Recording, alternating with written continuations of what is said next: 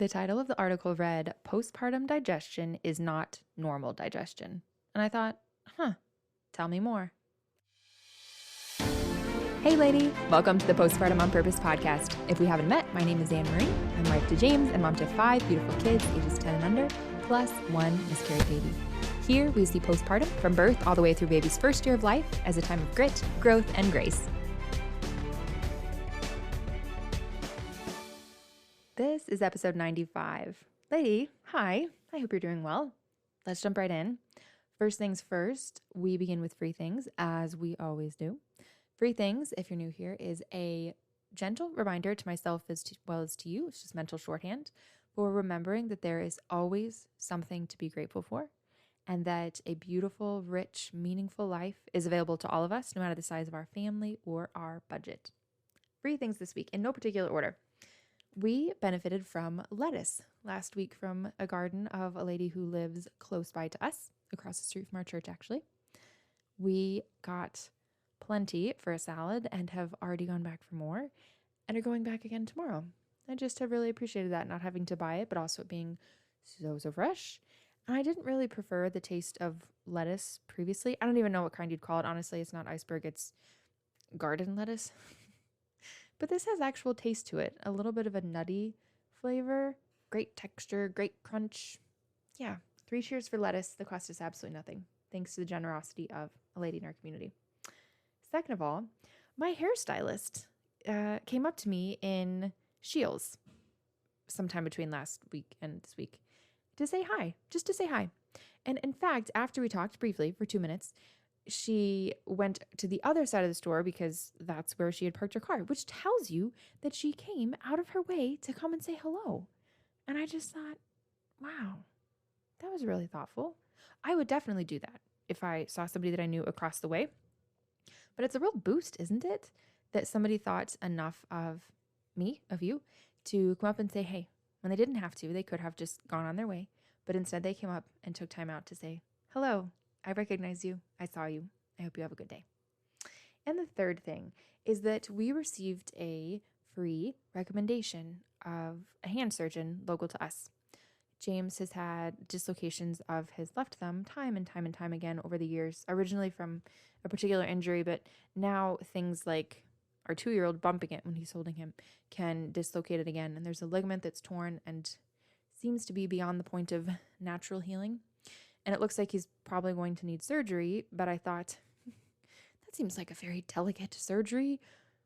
I would like to know who is recommended to perform this type of thing locally and not just go with, in quotation marks, anybody. And I was very blessed to receive a recommendation from somebody who was able to speak to that knowledgeably. Very grateful for that as well. And then one small change. I made notes late in my planner. You know how I do this sometimes, and I remember actually what to say when the episode starts. And the number of things written down for this week is excessive. And I'm just trying to read my handwriting for today. Okay. All right. Okay. Got it. So one small change is a reminder. That part I can say for sure. One small change is the second feature that begins every single episode of this podcast since, I don't know, probably 30 episodes now. And one small change is a reminder that no matter what feels hard, difficult, or impossible, even at this point in postpartum, wherever you are, 0 to 12 months, it won't always be that way because there's always something shifting, always something changing, circumstances that are changing. You are changing, right? You're mastering things that you didn't know how to do previously. Something's getting taken off your plate. Something's being put on your plate, but it's a good thing, a thing you like. All of that. One small change. One small changes can be for yourself, for your baby, for your family, what have you. And my one small change, there are 2 of them actually. My one small change is that I figured out how to program the garage door opener for our new vehicle. And you might think, great job, Anne-Marie. No, but seriously, obviously, if you've listened to this very long, the audio is what it is, and I don't make any changes to it. It just is for this podcast. I'm not highly tech savvy, not driven in the tech way. And I figured it out, and my husband had not figured it out. And I just needed to read the owner's manual and then press the buttons and bam, it worked, synced. I was just really proud of that. And the second thing is that I have a couple, at least more than one, new hairs that are growing in that are brown. My new hairs have mostly been growing in, like, you know how you lose some baby hair early on in postpartum, like 3 to 6 months, but then you have hair that grows in. We call them the baby hairs. And most of mine that have grown in have been a lovely gray silver. And I can accept that. I can deal with that. The rest of my hair is brown, right? Like dirty blonde. But it seemed like they were just all growing in that way. And I thought, oh, but a couple I noticed in the shower this week that were short little hairs that fell out were brown. So maybe I'm going to keep having some brown ones grow. That was one small thing I noticed this week that gave me a little encouragement. I just liked that. Okay, lady, let's go with today's episode. I'm thrilled for this because not only is it a guest episode, but it's a guest episode of somebody that I really, really wanted to be a guest host. I get emails often from people who are saying, hey, can so-and-so be a guest on your podcast? Hey, can so-and-so be a guest host? Which is great. I'm willing to look at those from people that I don't know from Adam. And some of them are a good fit and often they're not. But this is somebody who I specifically asked to be a guest host. And I learned about her a couple months ago now through Instagram. Somebody sent me a post or carousel that she had done about how moms probably need, especially early on, far more than the 500 calories per day that we're told they need, in part because that 500 calories is just to replenish what they lost for making breast milk that day. But it doesn't talk about healing the wound, the dinner plate size wound from their placenta detaching. It doesn't talk about replenishing nutrients lost during pregnancy or labor. If they have a C-section, it doesn't cover the nutritional needs of wound healing. Just all of these things. I was like, oh, wow, that makes so much sense. So much so that I wrote about it for Natural Womanhood. And then I also did a podcast episode on it. I can't remember what number it is, but I'll link it in the show notes so that you can find it. And I just asked the lady who runs the channel, her name's Maranda, I just asked her team, actually, would she be willing to read from an article that she wrote a couple months back now about postpartum nutrition being different from normal digestion, like postpartum digestion, sorry, not postpartum nutrition, postpartum digestion being different from normal. And there were so many things in there that made sense to me of different things that I've experienced, but also things that I've heard and that put a scientific understanding as well behind this concept of warming foods as opposed to cold foods, which is fascinating to me. But all of that simply to say, I just asked, hey, this article that you wrote is extraordinary. Would you be willing to read some excerpts from it for my podcast audience? And very graciously, she wrote back that she would. So I'm going to read the intro that her team sent me and then plug and play her episode here. 1 second. Maranda Bauer is a biological scientist, researcher, and founder of Postpartum University, a global company revolutionizing postpartum care and wellness through functional nutrition and integrative health education. As a best-selling author and maternal health expert, Maranda has spent over a decade immersed in the science of postpartum physiology, specializing in perinatal mental health and nutrition. Her proprietary postpartum recovery framework has supported thousands of women and now serves as the foundation for the only accredited functional postpartum nutrition certification program for professionals. Through this work, she trains providers worldwide to deliver evidence-based holistic care that bridges the gaps left by conventional medical models. She lives with her husband and 4 children on their homestead in Alaska. Without further ado, here's Maranda. Before we dive in, I want to quickly introduce myself. My name is Maranda Bauer, founder of Postpartum University. And for the past 15 years, I've been researching postpartum physiology, nutrition, and recovery. And my work focuses on helping mothers understand what is actually happening inside the body and to help providers move beyond postpartum symptom management into true root cause care.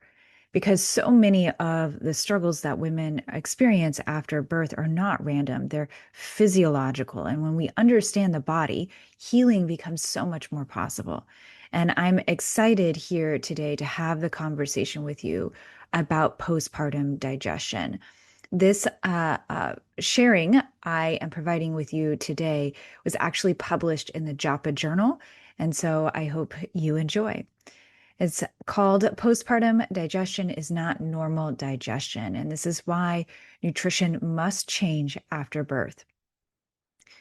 Postpartum nutrition is often discussed as the primary challenge where of food quality. So eating whole foods, prioritizing nutrient density, avoiding ultra processed ingredients, increasing protein, balancing blood sugar, supporting the hormones. And those recommendations, they're familiar, widely accepted on their own, and insufficient. And I write this not only as a researcher, but as a mother of four, as I have been someone who has experienced, hundreds of women going through pregnancy, birth, and the long arc of postpartum recovery in the work that I do. And so, across different bodies, different births, different nutritional philosophies, I began to notice the same pattern.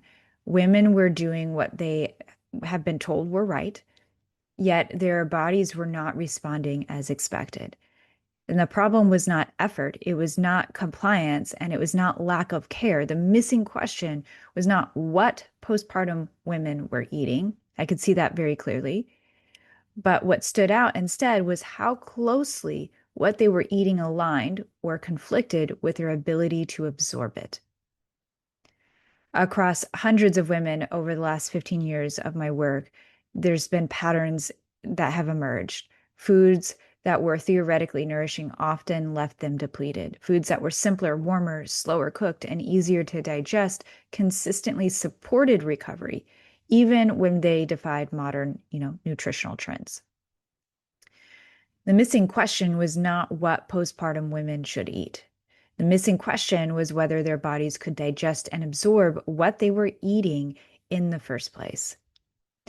The distinction matters more than most conversations allow, because nourishment is not defined by the nutrient content of food alone, but by what the body can actually break down and transport and utilize. Food that cannot be digested is not nourishing, no matter how clean, dense, or well-intentioned it appears on paper. Postpartum nutrition fails when it assumes that digestion is intact, and it's not. After birth, the maternal body enters a distinct physiological state of tissue repair, blood loss recovery, immune calibration, recalibration, neurological reorganization, hormone shifts, lactation. These processes are energetically expensive. And to meet them, the body reallocates resources. And digestion, which is also energy intensive, is also deprioritized. Not pathology. This is postpartum physiology. Postpartum is a digestive transition state, not a return to baseline. It's commonly described as a period of recovery, a return to normal after pregnancy ends. And this framing is clinically convenient, it's biologically inaccurate. Birth does not mark a return to baseline. It marks a transition between physiological states. During pregnancy, the maternal body undergoes extensive structural, systemic, and hormonal changes. Blood volume expands, organs shift, the endocrine system operates under a pregnancy-dominant hormonal environment, and the immune system is recalibrated to accept baby in the womb. Digestion adapts to increased nutritional needs and altered metabolic demands. Birth does not instantly reverse these changes. Instead, the body enters a new phase of adaptation that prioritizes survival and repair and milk production. And the phase is metabolically demanding and neurologically intense. It requires substantial internal reorganization, not simply just rest. The postpartum body must simultaneously repair tissue damage during pregnancy and birth, replace blood volume and cellular components, recalibrate hormonal signaling, regulate immune activity, support neurological adaptation and sleep disruption, produce breast milk around the clock. And each of these processes carry a significant energy cost. And to meet that cost, the body redistributes resources. Systems essential for immediate survival and infant care are prioritized, and others, including digestion, often operate with reduced capacity. And it's not dysfunction, it's triage. In physiology, triage refers to the body's capacity to allocate limited resources toward what is most urgent. And in postpartum, Urgency is not defined by digestive efficiency. It is defined by tissue repair and lactation and hormonal recalibration. And as a result, digestive processes may slow, they weaken, or they become less efficient. And it's not because something is wrong, it's because the body is managing competing demands. And the state is temporary. It's very temporary, but it is real.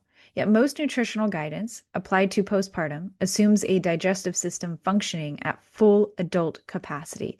It treats the postpartum body as if pregnancy has simply ended and normal digestion has resumed. That assumption is rarely examined, despite the clear physiological context suggesting otherwise. So when postpartum is understood as a digestive transition state, several common observations begin to make sense. Increased bloating, slowed digestion, food aversions, heightened sensitivity to certain foods, and difficulty tolerating meals that were previously well tolerated. These are not random symptoms, nor are they simply hormonal. They are predictable expressions of a body relocating resources during a period of intense internal demand. Until postpartum is recognized as a distinct digestive phase, not a nutritional continuation of pregnancy or a return to pre-pregnancy norms, any discussion of postpartum nutrition remains incomplete. Digestion is not a mechanical process. It is a neurological one. Postpartum is a neurologically intense period. Birth itself initiates a cascade of neuroendocrine signaling, including activation of stress pathways necessary for survival and adaptation. In the weeks and months that follow, the maternal nervous system remains under sustained demand. Interrupted sleep, continuous sensory input, vigilance toward an external dependent, like a baby, right? A physical recovery on top of it, and hormonal recalibration all place ongoing load on neurological regulation. And the nervous system does not function independently of overall physiological context either. It responds to signals of safety, threat, energy availability, and resource allocation. When the body is under sustained demand, signaling shifts accordingly. Digestive processes become more conservative, less robust, and more sensitive to disruption. This helps explain a common postpartum experience that is often misunderstood. It's a sense that digestion is off, even in the absence of gastrointestinal disease. Food feels heavy. Hunger cues may be irregular. Appetite may fluctuate. Previously tolerated foods may suddenly provoke discomfort. These experiences are not random. They are primarily psychological. They reflect a digestive system operating under altered neurological conditions. Coordination between stomach, pancreas, liver, and intestines may be less precise. The system remains functional, but efficiently it is reduced. Symptoms are framed as intolerance, imbalance, individual sensitivity. In reality, they often reflect a nervous system that is appropriately prioritizing survival and adaptation over digestive optimization. And before considering what foods are eaten or how nutrient dense they may be, it is necessary to understand these conditions in which digestion is being asked to occur. Gastric acid production is reduced. Pancreatic enzyme secretion becomes less robust. Bile release and fat emulsification are disrupted. Intestinal motility becomes less coordinated. Blood flow is redirected away from the gastrointestinal tract. Intestinal permeability may increase transiently. The gut microbiome becomes more reactive and less stable. None of these changes require pathology to be present. They do not indicate gastrointestinal disease, deficiency of willpower, or poor food choices. They reflect a typical digestive system operating under neurological constraint during a period of extraordinary physiological demand. Postpartum digestion is not a hormone problem either. Postpartum digestion is frequently explained as a hormonal issue. And that explanation is not wrong, but it is very incomplete. And that incompleteness obscures the actual mechanism. The mistake is not acknowledging hormonal influence. The mistake is assuming that hormones are the primary drivers of digestion, rather than the secondary powerful responders within a nervous system governed hierarchy. Taken together, postpartum hormones influence digestion, but they do so secondarily. Although the nervous system that governs digestion, and it does so through the nervous system that governs digestion function. Hormones respond to birth. They respond to the nervous system state. Their effects rise and fall with autonomic balance, energy availability, and physiological load. Foods that require extensive enzymatic breakdown, prolonged motility, or high digestive effort are harder to process. Nutrient density alone does not ensure nourishment. Absorbability becomes the limiting factor. So, depletion is the predictable outcome of modern reproduction, not a maternal failure. A significant amount of women enter postpartum already depleted. 89% of women are vitamin D deficient. 80 to 90% of pregnant women fail to meet DHA recommendations. Over 37 and upwards of 80% of postpartum women experience iron deficiency anemia.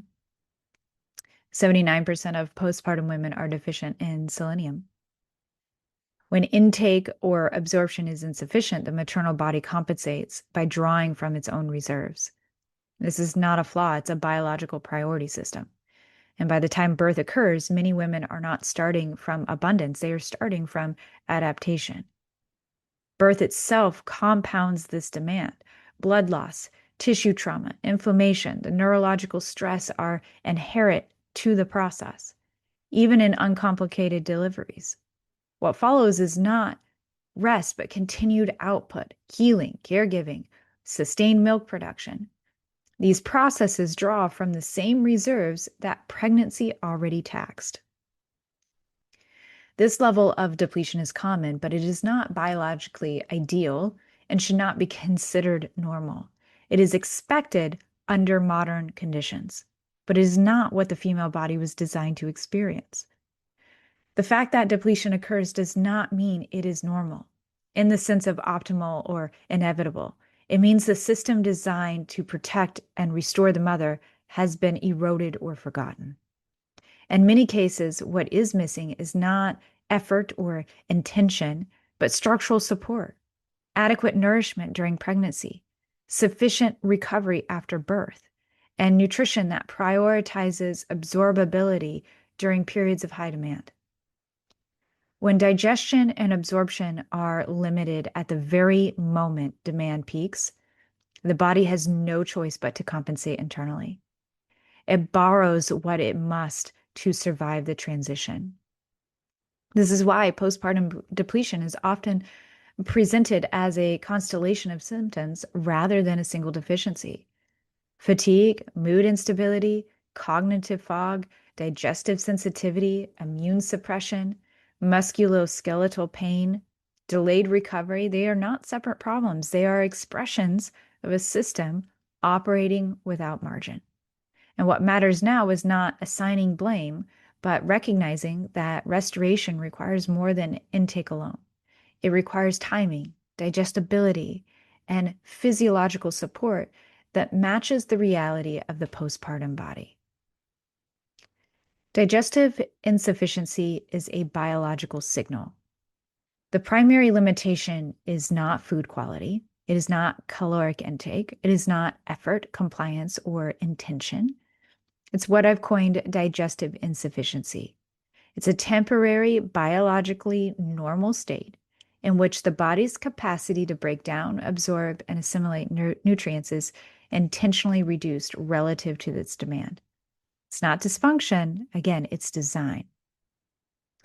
Foods that are cooked, soft, warm, rich in minerals, fat containing, easy to assimilate. The language varied in terms of postpartum uh, traditions around the world, like digestive fire, warmth, rebuilding, but the biological recognition is always consistent. The postpartum body does not ask for less nourishment, it asks for nourishment that costs less to access. Digestive insufficiency does not guarantee depletion. When the signal is met with appropriate nutritional care, particularly during pregnancy and early postpartum, reserves can be preserved, and the recovery can proceed without significant drawdown. Depletion occurs not because digestive insufficiency exists, but because it is unrecognized and unsupported. This is the critical distinction. Digestive insufficiency is biologically ideal in postpartum, and depletion is not. So when nutrition aligns with this adaptive state, prioritizing absorbability, timing, and physiological accessibility, the system stabilizes. When it doesn't, the body compensates by drawing from internal reserves, and not because it's failing, but because it is protecting survival. Nourishment in postpartum cannot be evaluated by caloric intake or nutrient density alone. It must be assessed by what the body can digest, absorb, and utilize without demanding more energy than the system can afford.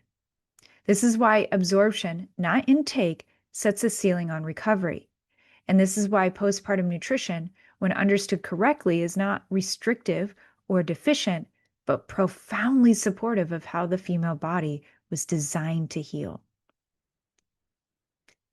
Here's why conventional healthy eating, quote unquote, often backfires after birth. When postpartum digestion is understood as a biologically adaptive, energy conserving state, a common paradox becomes easier to explain. In my work supporting women through late pregnancy and the years that follow birth, I have repeatedly observed the same pattern. Women are eating what they have been told is healthy, prioritizing whole foods, fiber, raw vegetables, smoothies, and salads, yet their bodies respond as if they are undernourished. Bloating increases, energy declines, digestion becomes uncomfortable.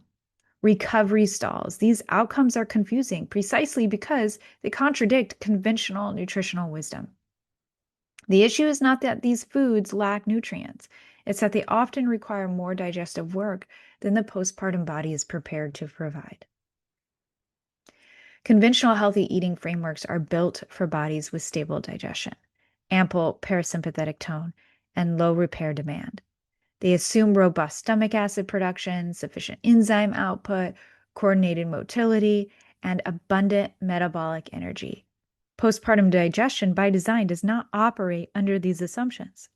Raw foods, salads, high fiber meals, cold foods, they all increase digestive workload. Individually, these choices may appear worthy. Collectively, they constrain digestion when absorbability is the limiting factor. This is why digestive distress is often misattributed to intolerance or sensitivity. The food itself is not inherently problematic. The timing and digestive costs are mismatched to physiological capacity. Importantly, this mismatch is temporary. Foods that are difficult to digest early postpartum may be well tolerated later once digestion stabilizes and demand decreases. The problem is not the food, it is the assumption that postpartum digestion should mirror non-postpartum digestion immediately after birth. This raises the inevitable question I hear constantly from both mothers and providers. When is it safe to return to normal eating? From a scientific standpoint, there is no definitive answer. Modern research does not offer a clear marker of when postpartum digestion has fully recovered, nor does it define a universal timeline for reintroducing more demanding foods. What we have instead is a pattern recognition drawn from both traditional postpartum care and clinical observations. Historically, many cultures treated the first 6 to 8 weeks after birth as a protective digestive window, gradually expanding food variety only after signs of strength, warmth, and digestive stability returned. Foods were reintroduced slowly and intentionally, with close attention to how the body responded. There's no rigid endpoint, only feedback. In practice, this remains true today. So while some women regain digestive capacity within the early postpartum weeks, some do not. Those who experience traumatic births, minimal postpartum support, significant depletion, chronic stress, pre-existing health conditions, they often require longer periods of digestive support. In my experience, 3 to 6 months is far more typical for meaningful digestive resilience to return, sometimes longer, especially when recovery has been layered with continued demand rather than rest. Postpartum nutrition does not require abandoning health principles. It requires reordering them. In this phase, nourishment is not determined by how wholesome a food appears, but how efficiently the body can access what it contains. When digestibility is prioritized, recovery accelerates. When it is ignored, even the healthiest diet can backfire. The first job of postpartum nutrition is reduced digestive load. Once postpartum digestion is understood as an adaptive, energy-conserving state, the first priority of nutrition becomes clear. The initial job of postpartum nutrition is not optimization. It's not variety. It is not restriction or experimentation. It is reducing digestive load. This does not mean eating less. Often it's the complete opposite. It means asking the digestive system to do less work in order to access what the body urgently needs. When digestion is supported in this way, absorption improves, energy is conserved, nourishment becomes possible again. Across cultures, time periods, geographic regions, postpartum food traditions converged around the same biological insight. When the ingredients differed, the principles did not. Foods were selected not only for nutrient density, but for how little energy they required to digest. These traditions emphasized foods that were already partially broken down, thermally, mechanically, or even chemically, before they reached the gut.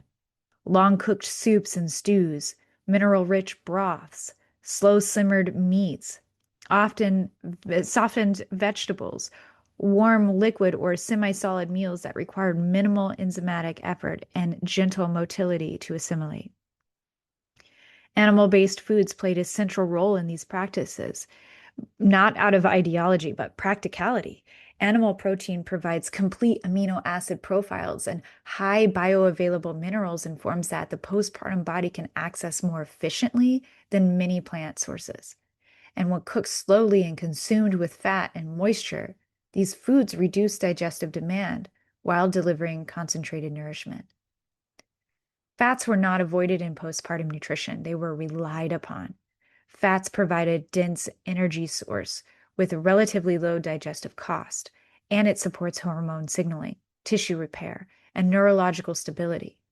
When paired with protein and warmth, fat enhances satiety and absorption rather than burdening digestion. Vegetables are not eliminated. They are prepared differently. Raw and fibrous forms gave way to cooked, softened, and blended preparations. Heat, time, moisture did that work that the postpartum digestive system was not meant to do on its own. So not avoidance, but cooperation. These food choices were not framed as temporary deprivation. They were understood as supportive alignment with a body in transition. And once digestion strengthened and recovery progressed, variety expanded naturally. The sequence mattered. What postpartum nutrition frameworks often miss is that this approach is not rooted in tradition for tradition's sake. It reflects a precise biological logic. When digestive capacity is limited, nourishment must be made easier to access. Reducing digestive load does not restrict nourishment, it protects it. When food arrives in a form the body can receive without strain, the nervous system settles, absorption improves, reserves are preserved rather than borrowed.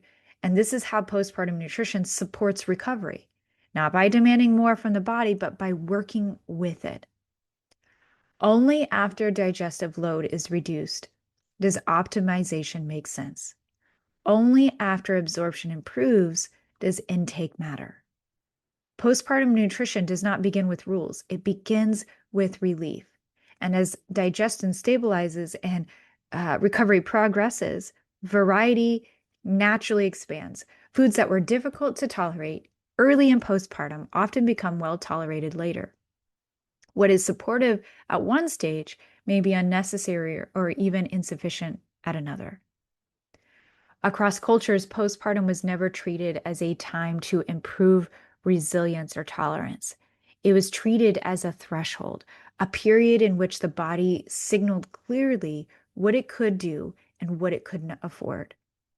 Postpartum softness, simplicity, and ease were not restrictions. They were recognition. They were how nourishment was made possible when digestion was intentionally selective. Postpartum nutrition was never meant to be optimized, diversified, or rushed. It was meant to be the body, to meet the body where it is, conserving energy, protecting digestion, and restoring reserves before demanding expansion. When nourishment responds to digestion instead of overriding it, recovery is not forced. It unfolds. It's not a dietary philosophy. This is a biological truth we once honored and we must reclaim. Thank you so much for spending time with us today. If you're a mother listening and you found yourself thinking, no one has ever explained my body this way before, I'd love to invite you to explore my postpartum nutrition plan. It's a practical, evidence-based roadmap designed to help mothers replenish, recover, and support their bodies after birth. And you can learn more at postpartumu, that's the letter U.com. If you're a provider, doula, IBCLC, chiropractor, therapist, nurse, nutritionist, or anyone who's supporting mothers professionally, I invite you to learn more about our postpartum nutrition certification program. We train practitioners from around the world in the physiology of postpartum recovery and how to apply root cause nutrition support safely and effectively within their scope of practice. So whether you're a mother or a provider, my hope is that today's conversation reminds you that postpartum is not something women simply survive. It is a critical biological transition that deserves understanding, support, and care. Thanks again for having me.